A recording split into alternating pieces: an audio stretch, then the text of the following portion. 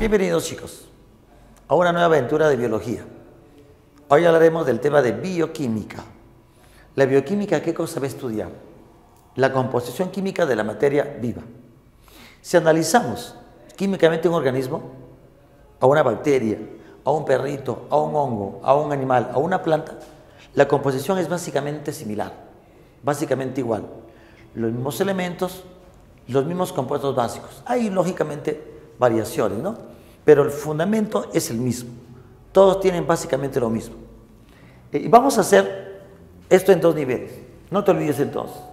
Los elementos químicos, los compuestos químicos que forman parte de la materia viva son estudiados por la bioquímica. Además, las funciones que se necesitan para realizar todas las actividades, ¿no? El metabolismo, nuestra alimentación, nuestra actividad, ¿qué cosa necesita? De reacciones, funciones, elementos y compuestos químicos. Todo es química, bien organizada, bien estructurada. Vamos a ver esto en dos niveles en primer lugar. ¿Qué cosas son los bioelementos? Los elementos que forman parte de la materia viva. No tenemos todo tipo de elementos, pero sí hay algunos que están en más abundancia que otros. No tenemos elementos pesados, no tenemos normalmente mercurio, ni plutonio, ni eso, que podríamos tener por ahí por contaminación un poco de mercurio, pero no que forma parte de la materia viva, no bien por contaminación. A ver, los bioelementos, a uno también le llaman elementos organógenos. Vamos a dividir esto en varios tipos. Según la composición química de un organismo, hay más o menos compuestos químicos. No uno más importante que el otro. Todos los elementos son importantes, todos son importantes. Solo que unos hay más y otros tenemos, ¿qué cosa? Menos elementos químicos. Te comentaba que los elementos químicos son básicamente similares. Según la cantidad, podemos clasificarlos del siguiente modo. No es una forma exacta de clasificar por si acaso. Hay varios criterios, ¿no? Por dónde están, por la cantidad. Por ejemplo, los organógenos, que son los elementos más abundantes, son los que forman parte ¿de qué? De los compuestos orgánicos, los glúcidos o carbohidratos, los lípidos, las proteínas y los ácidos nucleicos están formados por elementos organógenos. ¿Cuáles son? Oxígeno, carbono, hidrógeno, nitrógeno. Normalmente lo aprendes como chon, ¿te acuerdas? Carbono, hidrógeno, oxígeno, nitrógeno, para que te acuerdes. Sin embargo, en masa, lo que más tenemos, ¿qué cosa es? Oxígeno. Ah, mira, en masa. Si tú pesas, por ejemplo, unos 50 kilogramos, poco más de 30 kilos serían de oxígeno. En segundo lugar, el carbono. Una tercera parte de esto, ¿no? Tendrías unos 10 kilos por ahí de carbono. Unos 5 kilos de hidrógeno y un par de kilos un poco más de ¿qué? De nitrógeno aproximadamente. En la materia orgánica, sí lo que más tienes, ¿qué cosa es? Carbono. Pero en total, en tu masa, es el oxígeno. Pero mira que hay dos elementos más, que están en mucho menos proporción. Entre los dos, 1,2 a 1,2%, 1,2 a 1,3%. Los organógenos más abundantes, el chon, más o menos un 95% del total de los elementos químicos. Esto mucho menos. Por eso algunos le llaman a estos organógenos básicos, organógenos complementarios. Incluso a todos algunos le llaman primarios, por la cantidad. Por ahí vas a encontrar también que el fósforo y el azufre lo consideran como secundarios. No está mal. Lo que pasa es que se les coloca en este lado porque forman parte de la materia orgánica. Carbohidratos, carbono, hidrógeno, oxígeno. Lípidos, carbono, hidrógeno, oxígeno. Proteínas, carbono, hidrógeno, oxígeno, nitrógeno y azufre.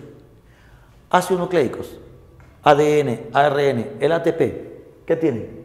Oxígeno, carbono, hidrógeno, nitrógeno y fósforo. No azufre. Pero por eso te digo, ¿no? Estos son los elementos que forman parte de la materia orgánica. Entonces, esta clasificación es por qué tipo de compuestos van a formar. Los secundarios están en menos cantidad. El calcio mira más o menos 1,2 a 1,3%. El doble un poco de fósforo, ¿no? El calcio es importante porque permite la formación de los huesos, permite la formación de conchitas, endurece estructuras, ¿no? Formando sales.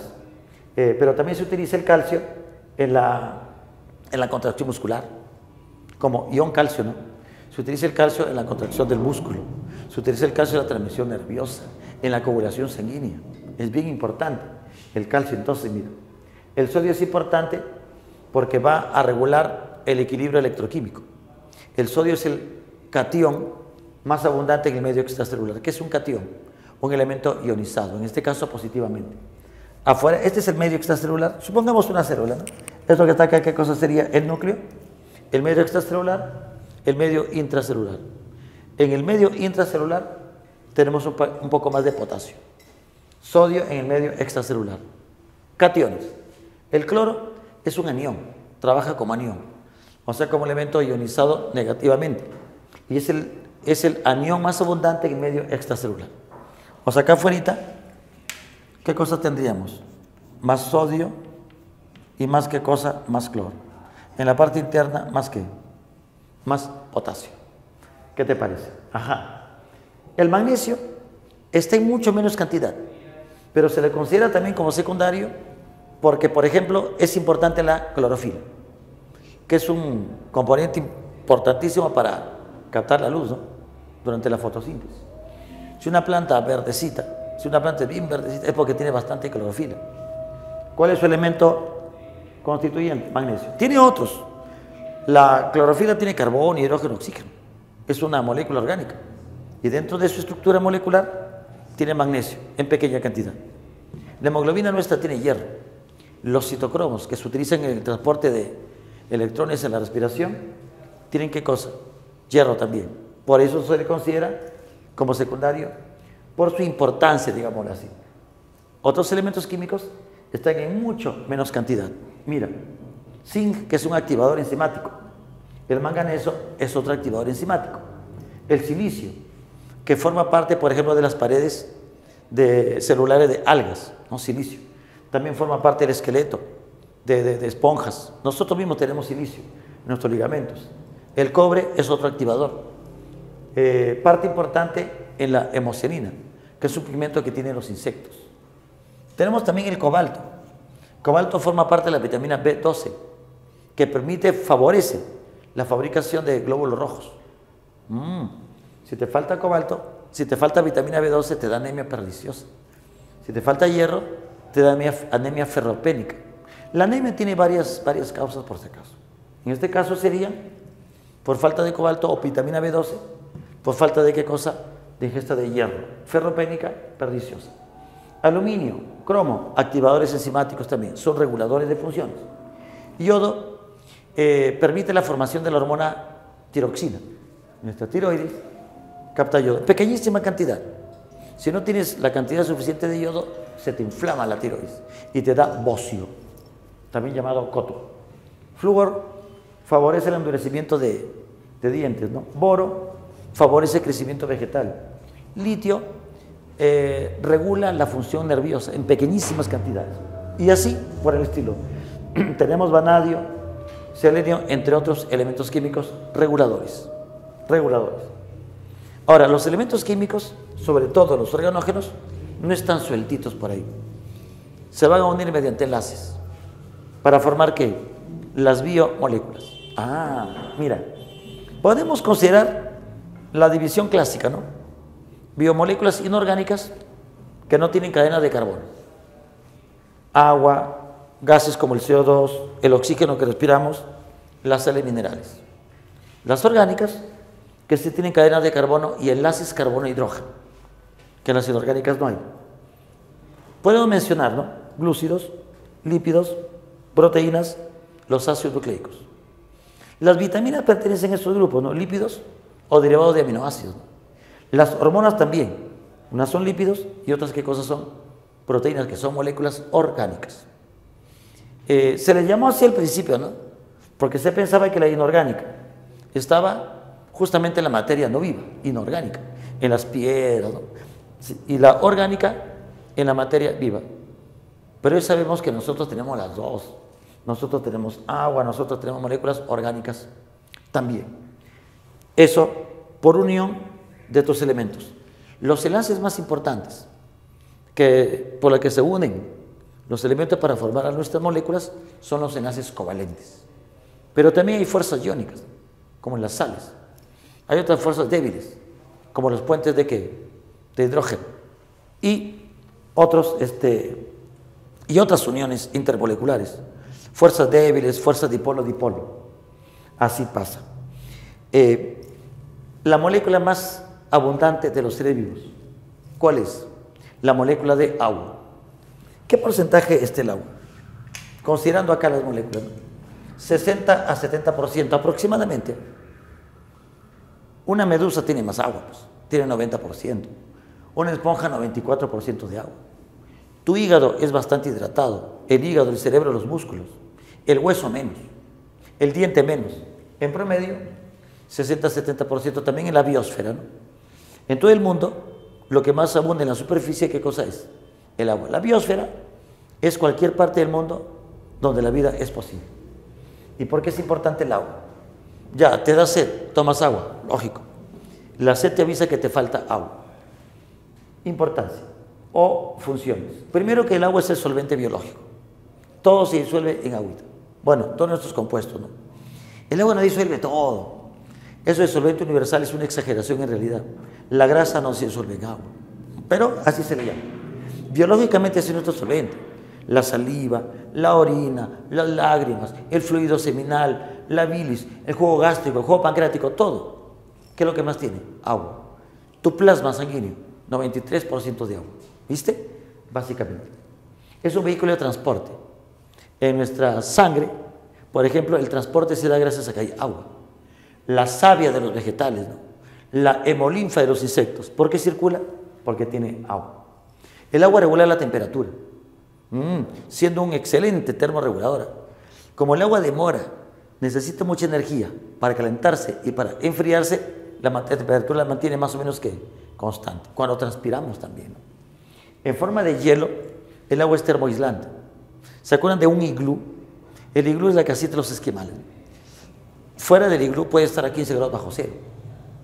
El hielo, 0 grados. Adentro del iglú, 1 grado, medio grado.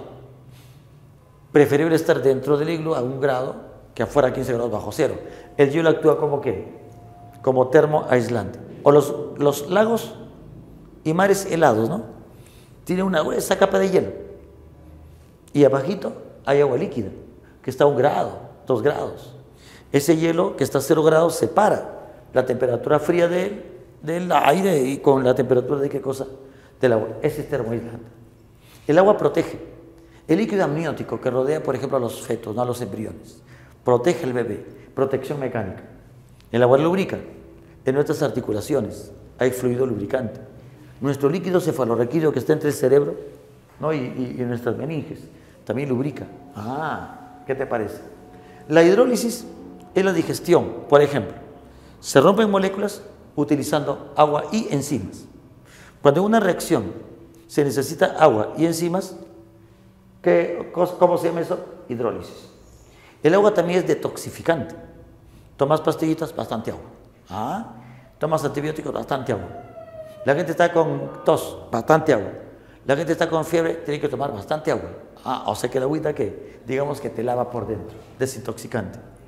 El agua es la fuente de hidrógenos y electrones durante la fotosíntesis. Es el agente reductor. Claro, en la fotosíntesis oxigénica, ¿no? Que es la más común.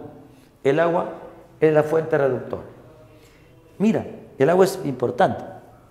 Vamos a esquematizar acá, de manera muy sencilla, algunas características moleculares. ¿Ya? Observa cómo es el agua. Un esquemita. Esto que parece Mickey Mouse, con sus 2 orejitas y su cabecita, es el agua. Los 2 hidrógenos y el oxígeno. Mira que forma un ángulo. ¿Cuáles son las características moleculares? Primero, que es binaria, hidrógeno-oxígeno. Mira, es angular.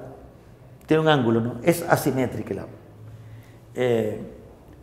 Ella tiene entre el hidrógeno y el oxígeno enlace covalente, que es un enlace fuerte, muy estable, enlace covalente. Por el lado de los hidrógenos, digamos que hay más protones. Por el lado del oxígeno, digamos que hay ¿qué cosa? Más electrones. Eso le da una característica fundamental para las funciones, que es la dipolaridad. El agua es dipolar porque tiene enlace, porque tiene dos partes. Una parte positiva, digámoslo así, una parte negativa. En realidad, es diferencia de electronegatividad. La positiva con la negativa. Como es dipolar, por eso el agua que disuelve. Y algo muy importante, mira. Hemos puesto acá varias moléculas de agua. Al ser dipolar, una molécula se atrae con la otra, se atrae, se atrae. Las moléculas de agua no están sueltas, están unidas mediante puentes ¿de qué? De hidrógeno. Eso le da el estado líquido natural. Puente, puente, puente. Mira, oxígeno con hidrógeno, hidrógeno con oxígeno. Estos son puentes de hidrógeno.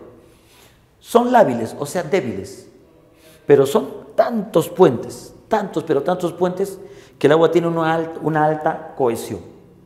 Esa cohesión le permite que el agua sea líquida. Y como te decía, la molécula de agua, al ser dipolares, se van a unir. ¿Por puentes de qué? De hidrógeno. Mira, siempre consolidando esto bien, ¿eh? Los puentes de hidrógeno son débiles, pero son tantos puentes que van a producir una fuerte cohesión. Agua con agua se llama cohesión molecular. Esa es la cohesión. Si el agua estuvieran sueltitas las moléculas, el agua sería un gas, pues. Eso pasa cuando pones a hervir el agua. Se rompen los puentes de hidrógeno y el agua ¿qué? Se evapora. Esa es la cohesión. Las moléculas de agua, digamos que se unen a otras moléculas. Por eso el agua moja. Te preguntan, ¿no? ¿Por qué el agua moja? Tú dirás, porque está mojada. No, pues. Es porque el agua tiene dipolaridad. Al ser dipolar, se une a otro componente también polar.